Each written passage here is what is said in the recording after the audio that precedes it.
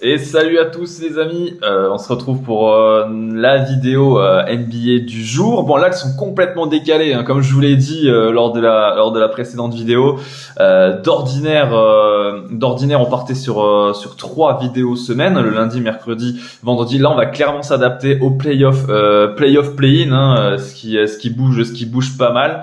Et là en l'occurrence on va traiter dans cette vidéo les 2 matchs à venir lors du play-in, à savoir dans la nuit de vendredi à samedi, Miami contre Chicago et Minnesota face à OKC à l'ouest.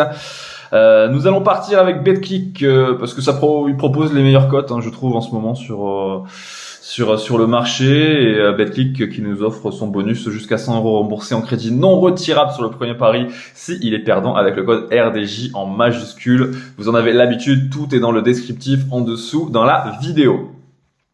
J'en ai terminé avec la présentation du bookmaker. On va directement rentrer dans le vif du sujet, même si la vidéo, bien entendu, sera un tout petit peu plus courte dans la mesure où il n'y a que 2 matchs. On va commencer avec ce Miami-Chicago, hein, qui est vraiment pas mal du tout à regarder. On n'attendait pas forcément cette affiche, très clairement, hein. Les 2 équipes ont déjoué les pronostics, hein, dans le mauvais comme dans le bon, parce que dans le mauvais, Miami était largement favorite contre les Hawks d'Atlanta à la maison, et finalement ils ont perdu 105-106. On attendait donc une victoire, hein, de Miami. On attendait forcément un Atlanta-Toronto, et de l'autre côté, Toronto, qui devait gagner contre Chicago avec une cote similaire à celle du Heat, a perdu à la maison contre Chicago, ce qui est assez rare parce que généralement playoff play-in, hein, les mecs, les équipes sont vachement focus à la maison, elles perdent très peu de points. Là en l'occurrence, ils ont perdu, les 2 ont perdu à la maison, ce qui nous donne cette affiche entre Miami et Chicago.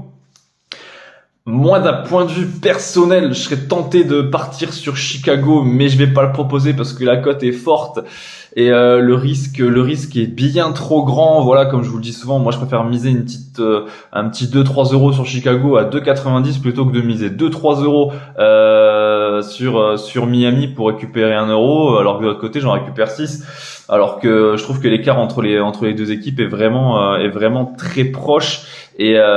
Et le problème aussi du Heat, hein, c'est que dans les matchs importants cette année, ils ont systématiquement foiré. Et du côté de Chicago, on est quand même sur une équipe qui est certes 9e de conférence Ouest, mais qui est très très solide en déplacement cette année avec 19 victoires, 23 défaites, 19-23 pour un 9e de conférence. C'est assez rare. C'est très costaud. Et moi, je pense que Chicago est capable de sortir un gros match du côté de Miami. En tout cas, ce sera probablement un match bien tendu, bien disputé. Pour ma part, comme je vous l'ai dit, vu que je vois quand même le gros match des Bulls de Chicago, je suis parti sur le plus de 101,5 points pour les Bulls, coté à 1,78.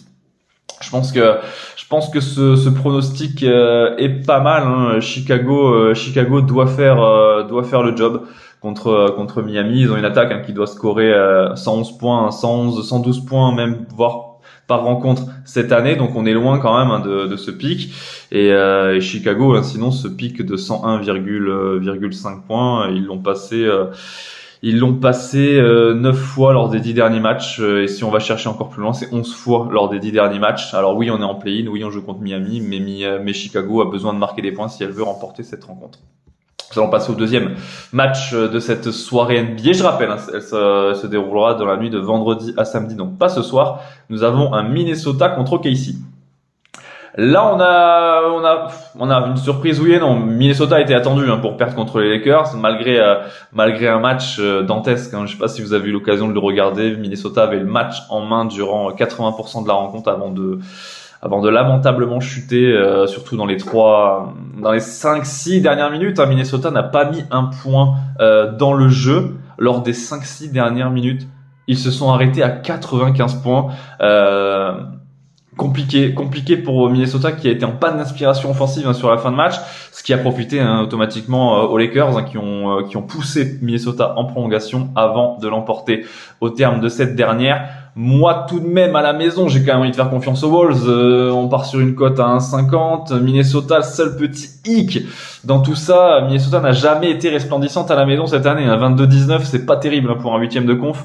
À la maison, je vous parle, ça a été une équipe qui s'est très bien déplacée, en revanche, avec 20 victoires, 21 défaites, hein, d'où son match exceptionnel encore du côté des Lakers. Les Lakers qui restaient sur une très bonne dynamique. Mais ce soir, ils vont quand même récupérer Gobert. Gobert qui était absent lors du dernier match, hein, suite à son altercation avec Kyle Anderson.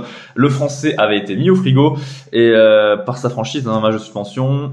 Minnesota à la maison, OKC. Le problème, OKC, oui, elle tape New Orleans, mais en play-in, hein, elle tape New Orleans pour une très grosse cote. Elle était à 2,92.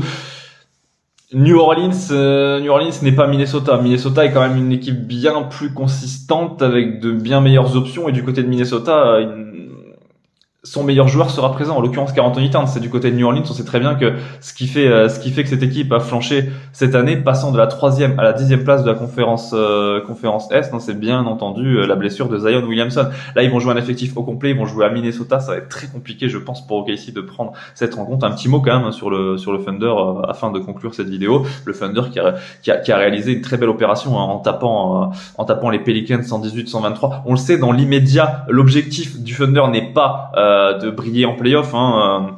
Elle me fait penser à cette équipe du Thunder, elle me fait beaucoup penser à cette équipe de Memphis à la première année de Ja Morant, à savoir un groupe assez jeune, très collectif, beaucoup de potentiel et qui gravite autour d'un seul mec.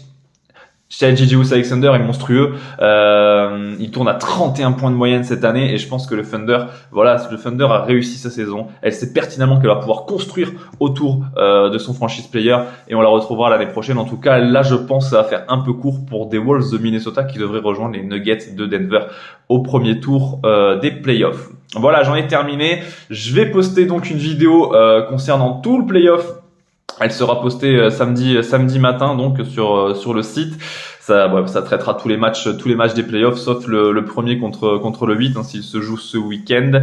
Et voilà, j'en ai terminé. N'oubliez pas qu'il est important de ne pas parier des grosses sommes, hein, pour se faire kiffer, et que les jeux d'argent sont interdits aux mineurs. Je vous souhaite une excellente journée, un excellent play-in et je vous dis à samedi donc pour la vidéo qui traitera des playoffs. Ciao ciao.